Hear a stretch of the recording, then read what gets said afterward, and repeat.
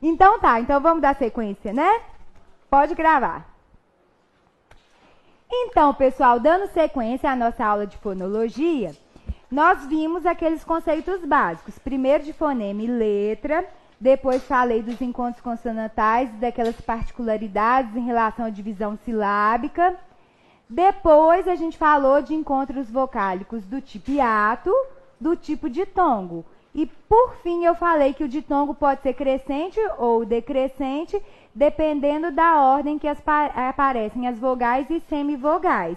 E para identificar, né, quem que é uma coisa e quem que é outra coisa, ou seja, quem é vogal e quem que é semivogal, nós precisamos consultar aquela escalazinha de timbre. Não foi assim que a gente terminou a última aula?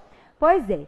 Então agora, ainda falando sobre ditongos, eu vou falar sobre um caso específico que costuma aparecer nos pés de páginas das gramáticas. O problema é que a maioria das pessoas desconhece essa particularidade, justamente que ela aparece no pé da página, normalmente, das gramáticas, e porque antigamente ela não caía tanto em concurso.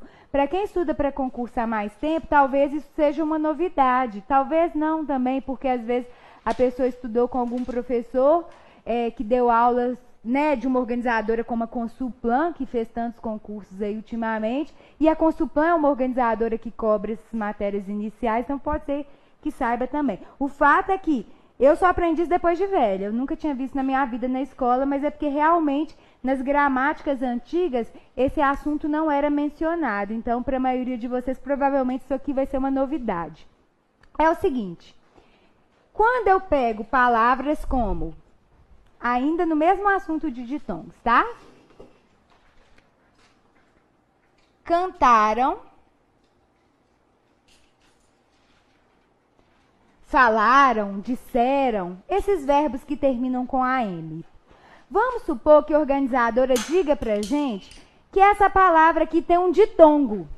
Aí a gente fala assim, óbvio que não, porque afinal de contas, ditongo consiste na presença de um encontro vocálico entre vogal e semivogal que permanecem na mesma sílaba. Essa palavra sequer tem encontro vocálico, que dirá o encontro vocálico do tipo ditongo, nada a ver. Só que aí é que vem a peculiaridade, a particularidade, aquilo que aparece no pé de página da gramática. A fonologia é a parte da gramática que estuda não só a grafia, mas estuda também a maneira correta de pronunciar as palavras. É justamente por esse motivo que os conceitos básicos da aula anterior foram fonema, nome do som, e letra, que é o nome da representação gráfica. De fato, se nós observarmos a representação gráfica, né, dessa palavra, ou as representações gráficas dessa palavra, a gente não vai constatar a presença de encontros vocálicos. Mas ninguém diz cantaram, falaram, disseram. A gente fala o quê? Cantaram, falaram, disseram. O fato é que quando a gente vai pronunciar esse AM, ele tem som de ão, ele tem som de aotil, não é verdade? Na verdade é atil, ó, mas a gente é viciado em falar aotil.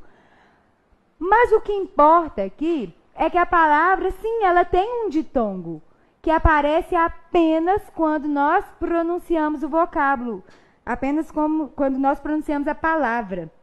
Então, o que é vocábulo? É palavra. Às vezes a gente faz essas variações, né, de nomes por seus sinônimos, porque as organizadoras fazem isso para rebuscar a questão, tá? Então, se alguma palavra que eu proferi que vocês não conhecerem, Cris, que palavra é essa? Isso pode perguntar numa boa, porque é pertinente ao assunto que está sendo falado. Então, na palavra cantaram, a M tem som de ão. Significa que, então, eu não tenho a presença de um encontro vocálico na escrita, mas eu tenho a presença de um encontro vocálico na pronúncia. A fonologia estuda a pronúncia. Então, por isso que os gramáticos dizem, sim, essa palavra tem ditongo. Se a palavra tiver AM com som de ão, ela tem ditongo. Ai, Cris, mas é um gramático só que fala sobre isso? Não. O Segala, não sei se alguém já ouviu falar, é uma gramática super importante, fala sobre esse assunto. Sacone, que é uma outra gramática super importante, também fala sobre esse assunto.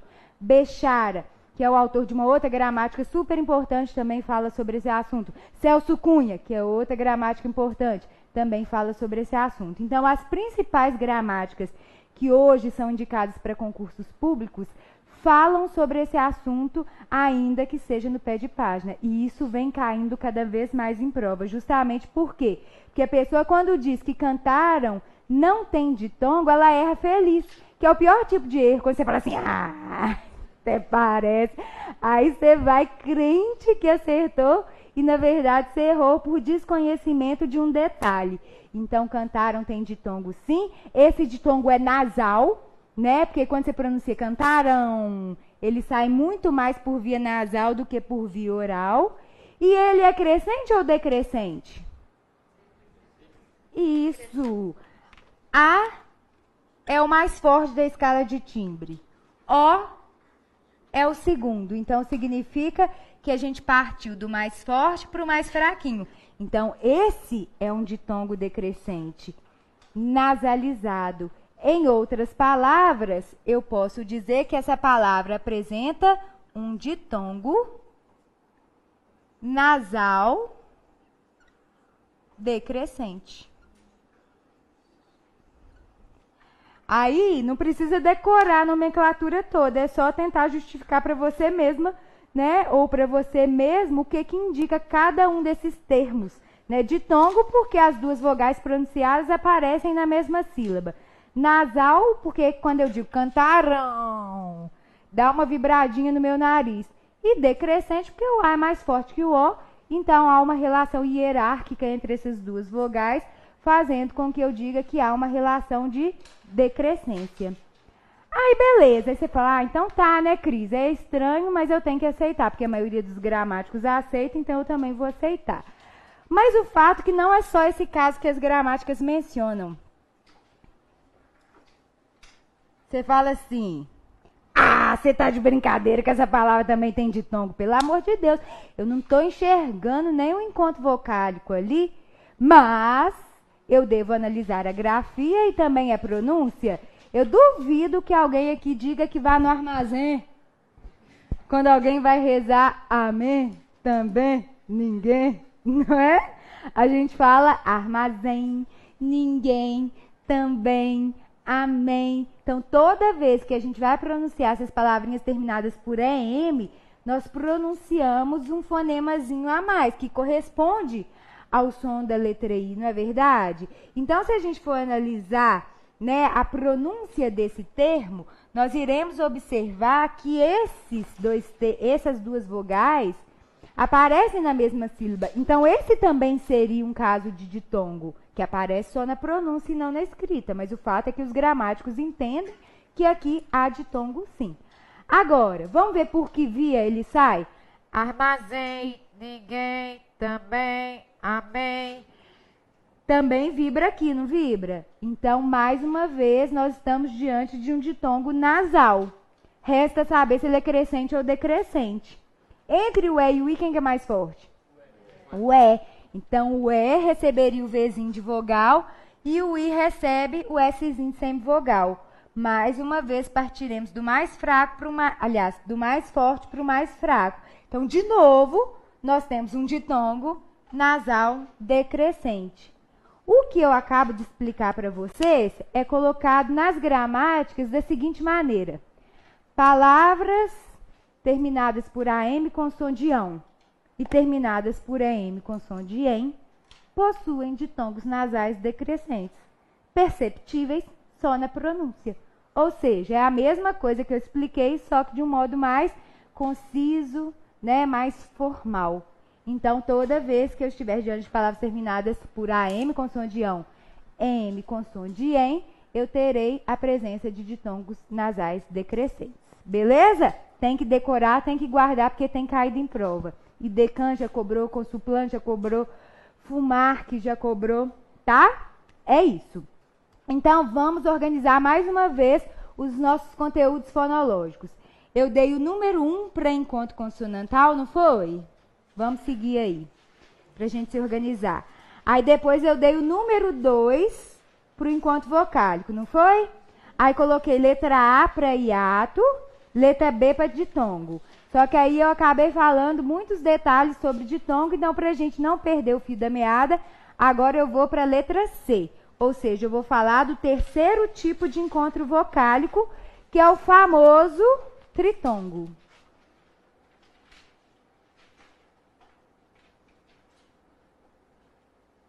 Ó, primeiro eu vou dar exemplos de palavras que aparentam ter tritongos, mas que na verdade não apresentam tritongos, porque eu acho importante a gente visualizar também possíveis pegadinhas, né? É o famoso, a palavra tem tritongo, só que não. É meio que isso. Então, o que acontece? Palavras como campeão. Se a pessoa não estudou isso aqui com muita minúcia, com muito cuidado, ela pode achar que a palavra campeão tem tritongo porque há um encontro entre 3 vogais. Só que para eu identificar a presença de um tritongo numa palavra, eu preciso de 3 vogais, como o próprio prefixo tri indica, mas eu preciso de 2 detalhes, além desse primeiro, né, desse primordial, que é a presença de 3 vogais.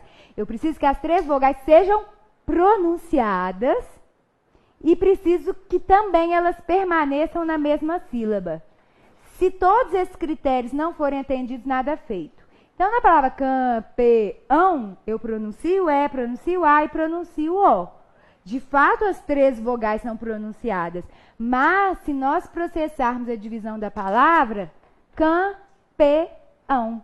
As 3 vogais são pronunciadas, mas não ficam nas mesmas sílabas. Ou melhor, elas são pronunciadas, mas não ficam na mesma sílaba. Então, essa palavra não tem tritongo. Aí você pensa, uai, Cris, mas então será que eu posso classificar essa palavra de uma outra forma? Pode sim. Na verdade, a gente não classifica a palavra, e sim os segmentos. Vamos pensar. O E é pronunciado? É. O A é pronunciado? É. Então, eu tenho a presença de 2 vogais pronunciadas que ficaram em sílabas diferentes. Então, entre o E e o A, rolou a presença de um hiato. Como os 2 foram pronunciados, a presença do hiato não exclui a presença de um outro encontro vocálico. Então, o A foi pronunciado na mesma sílaba do O. Então, ao mesmo tempo que o A está formando hiato com o E, ele forma ditongo com o O. Então, na palavra campeão, nós não temos um tritongo. Porém, nós temos a presença de 2 outros encontros vocálicos. O hiato entre o E e o A e o ditongo entre o A e o O. Então, se a organizadora me dissesse que a palavra tem tritongo, é mentira. Mas ela apresenta esses 2 outros tipos de encontros vocálicos. Todo mundo entendeu? Então, tá. Agora, vamos supor que eu pegue uma outra palavra que nós mineiros amamos.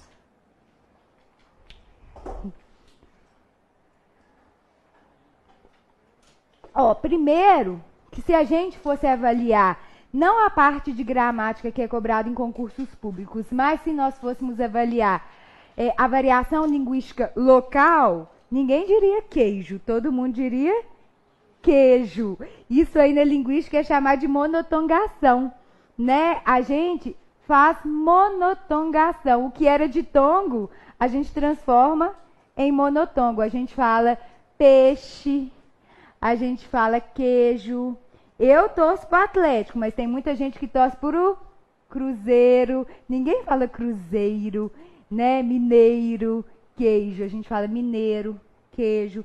Só que isso não costuma cair em concurso público, a não ser que seja um curso para, aliás, um concurso para professor de português.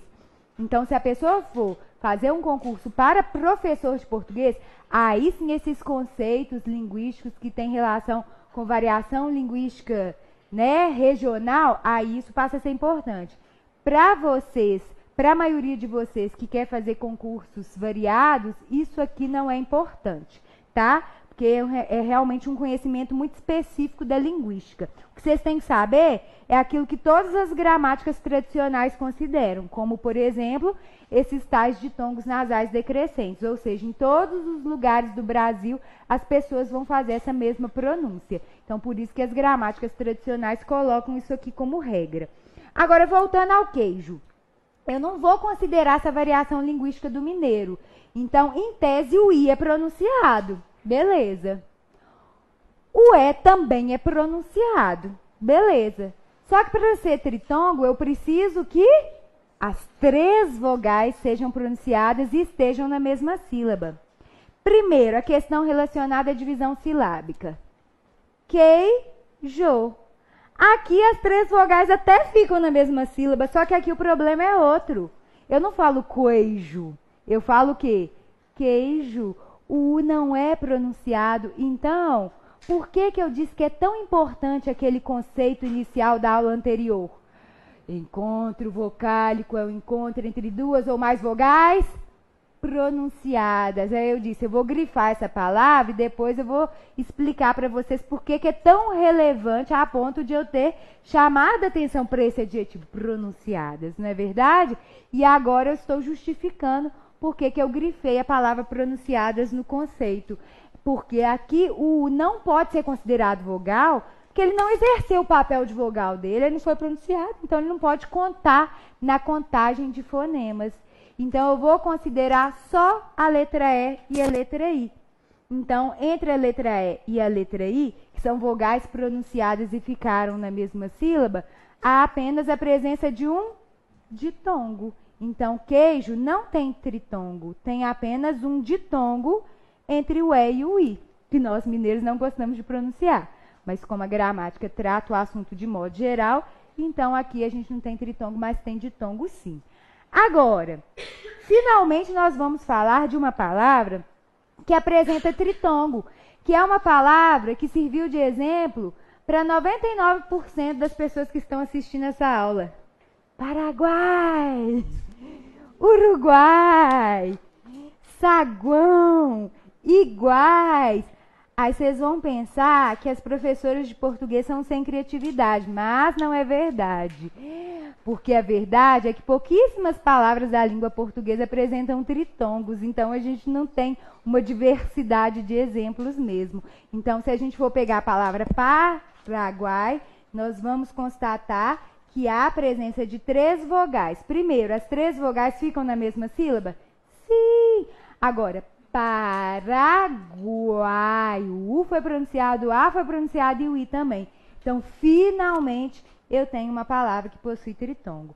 Então, como eu falei, primeiro eu mostrei para vocês os casos em que há aparência de tritongo, mas não há tritongo, para depois mostrar de fato para vocês, né, os critérios que devem ser observados para a gente chegar à conclusão final de que a palavra tem mesmo um tritongo. Beleza? Aí tá jóia. Então, a gente conseguiu terminar o estudo de encontros vocálicos. Falamos primeiro do hiato, depois falei dos ditongos e das suas peculiaridades, suas classificações, e finalmente eu falei de tritongo. Então, se eu coloquei 1 para encontro consonantal, 2 para encontros vocálicos, agora nós vamos falar do terceiro conceito, que é o conceito de dígrafo. Só que eu já vou dividir. Primeiro, não, mentira. Primeiro, deixa eu colocar aqui para ficar mais organizado. Primeiro, vamos entender o que é dígrafo, porque na escola a gente só aprende a decorar RR, SS, SC. Mas, na verdade, se a gente só decorar essas sequências, esses segmentos que normalmente formam os dígrafos, nós podemos errar no meio do processo. Vejam por quê. Dígrafo. Esse di remete a quê? Di indica 2, não é? Beleza. Grafo, lembra? Grafia. Opa! O primeiro conceito da aula de fonologia, daquela aula anterior, foi: fonema é o nome dado a cada som produzido na língua e letra é representação gráfica dos sons. Então, dígrafo são 2 grafias. Então, é isso. Dígrafo são 2 letras que representam um fonema.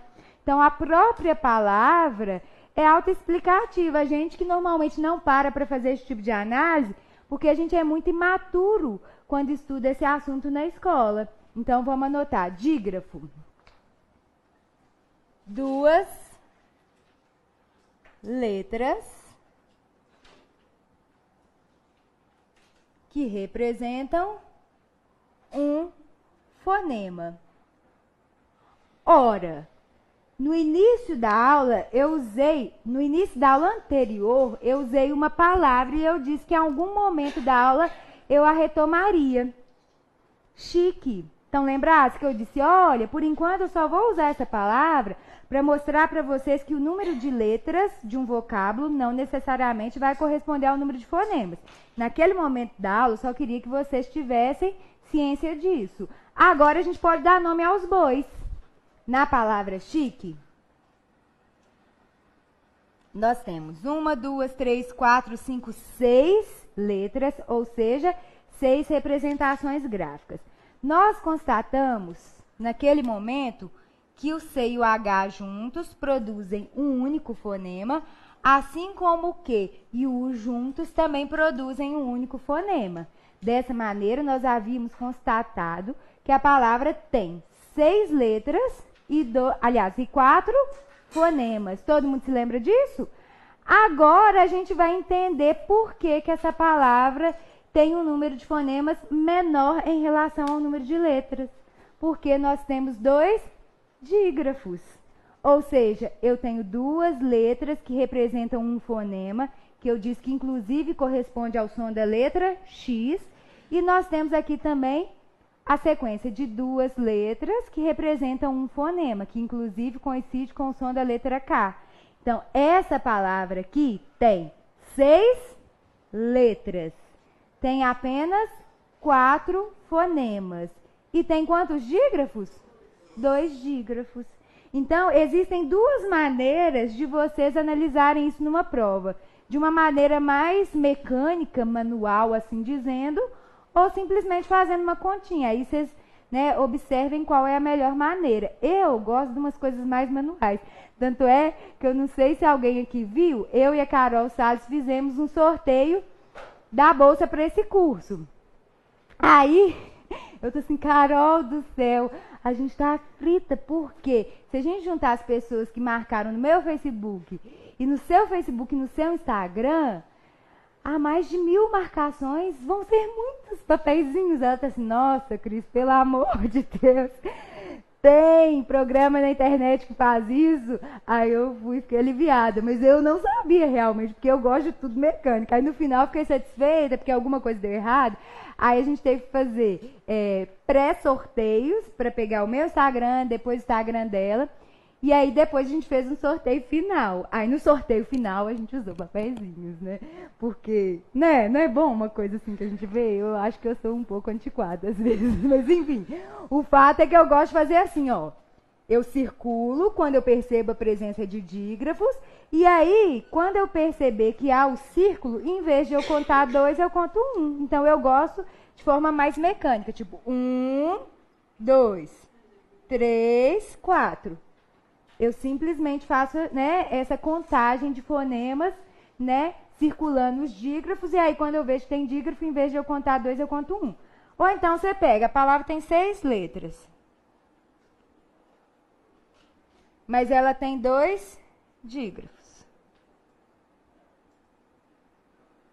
Aí você vai pegar o número de letras menos o número de dígrafos. Aí você vai ter como resultado a quantidade de fonemas. Gosto de mexer com esse trem de matemática, então eu prefiro fazer a contagem manual. Aí vocês percebam aí, cada um vai ter um método, preferido, então vocês fiquem à vontade. Mas é bem tranquilo, não é? É uma coisa bem básica. O fato é que vocês já sabem o conceito. Dígrafos são 2 letras que representam 2 fonemas. Agora vocês precisam conhecer todos os dígrafos consonantais que nós temos na língua portuguesa. Porque na escola a gente costuma estudar os dígrafos consonantais, mas a gente não costuma estudar os dígrafos vocálicos. Por isso que aqui tem letra A e letra B também. Então eu vou colocar aqui, ó, primeiro, dígrafos consonantais. Então, só mesmo para a gente não ficar, sem essa listinha básica, vamos colocar NH, LH, CH. Esses são os básicos. Aí vem RR, SS, SC. Depois SC cedilha, XC, XS. Então, vamos colocar um exemplo para cada caso, né? Apesar de ser uma questão muito básica, muito óbvia, acho que não custa, né? A gente escrever, né, aqui um exemplo para cada situação. Então, vamos lá colocar umas palavrinhas bobas. Ninho, tem o NH. Milho, tem o LH. Chuva, CH. Mesmo exemplo do primário. Carro, RR. Passo, SS. Eu gosto desse SC aqui, ó. SC. Nascer, crescer. Aí, algumas pessoas pensam, nossa, e esse SC cedilha, que estranho. Na verdade, a gente tem, dentro da parte de verbos, o estudo dos tempos. Aí, quando a gente vai estudar presente do subjuntivo, eu ensino para as pessoas uma estratégia. Usem a expressão espero que antes do verbo, porque aí vocês vão identificar como esse verbo fica flexionado presente subjuntivo. Isso a gente vai ver lá na frente. Aí vamos supor que você, então, precise do presente subjuntivo do verbo crescer. Espero que você cresça. Aí surgiu o dígrafo SC cedilha. Mas isso é só um detalhe, tá, gente? Não é nada muito relevante, não. O XC, que costuma aparecer nos enunciados das questões de prova, todas as alternativas estão corretas, é? Certo. E o XS acontece em apenas palavras como exudar e os seus derivados, que significa transpirar.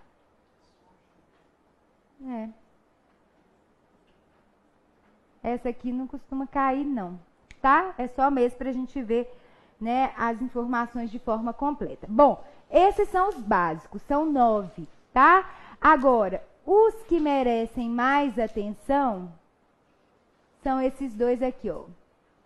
QU e GU. Isso sim é a parte mais importante dessa matéria de agora, porque existem algumas pegadinhas que as organizadoras têm feito cobrando esses conceitos básicos aqui. Então, eu vou colocar algumas palavras, vocês podem copiar e aí nós vamos fazer a análise juntos, tá?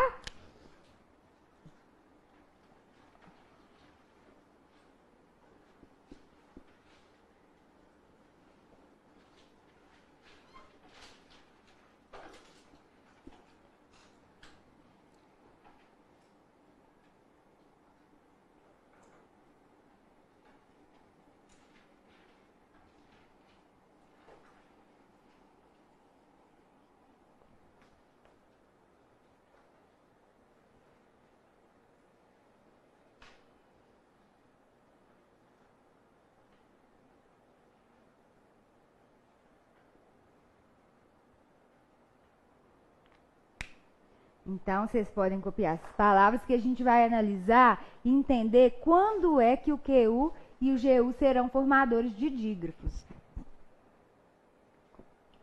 Porque não é sempre que isso vai acontecer. Deixa eu ver se eu consigo tirar uma foto de vocês. Quando vocês vão copiando.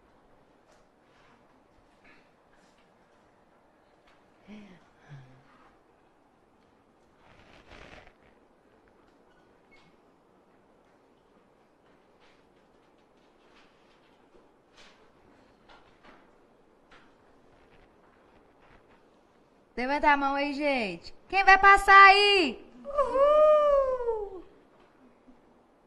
Deixa eu tirar uma, por exemplo. Ai, que susto, pé das unhas. Levanta de novo. Uhul! Oh, essa foto é promissora. Tem um moço que passou na Polícia Militar. Eu lembro que foi um sábado, chuvoso, quase ninguém foi à aula. Aí eu gravei um vídeo assim, falando assim, estou fazendo uma profecia, quem estiver aqui vai passar esses dias. Aí o pessoal nem deu notícia, já tem muitos anos. Aí esses dias uma mulher me parou na rua, ela é esposa do cara que estava nesse dia me contando que passou, já fez o curso todo.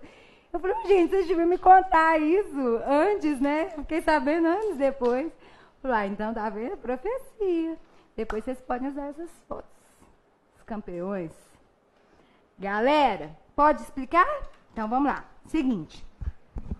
Nem sempre o QU e o GU serão formadores de dígrafos. Por isso eu coloquei aquele asterisco ali. O que acontece?